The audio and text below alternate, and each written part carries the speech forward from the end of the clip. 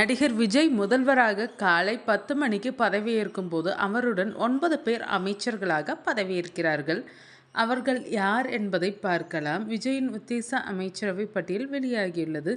தமிழக வெற்றிக் கழகத்திற்கு 120 இடங்கள் பெரும்பான்மை கிடைத்துள்ள நிலையில் அந்த கடிதங்களுடன் விஜய் ஆளுநர் ஆர்லேக்கரை 4வது முறையாக சந்தித்து ஆட்சி அமைக்க உரிமை கோரினார். இதையடுத்து ஆளுநருடன் 1.5 மணி நேரத்திற்கு மேல் விஜய் ஆலோசனை நடத்தியிருந்தார். அப்போது நாளை பதவியேற்க விரும்புவதாக அவர் தெரிவித்திருந்தார்.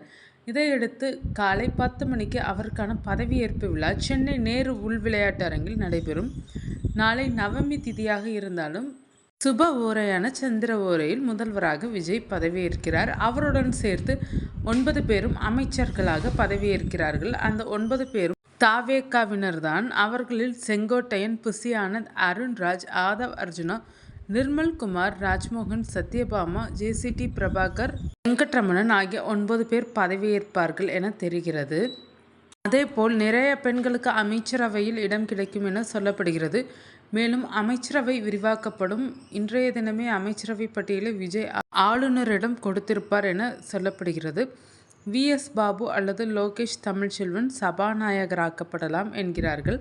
காரைக்குடி பிரபு, அறந்தாங்கி பர்வேஸ், மதுரை கல்லணை, ஈரோடு பாலாஜி, சேலம் பார்த்திபன், தாகிரா, விஜயலட்சுமி, தஞ்சை சரவணன், மரியா வில்சன் ஆகியோரும் அமைச்சர்களாக வாய்ப்புள்ளது.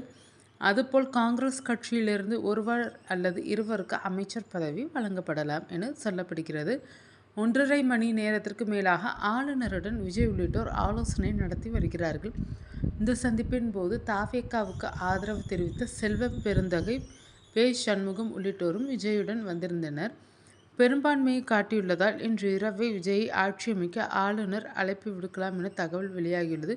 மேலும் ஆட்சியமைக்க அழைப்பதற்கான கடிதம் ஆளுநர் மாளிகையில் தயாராக இருப்பதாக சொல்லப்படுகிறது.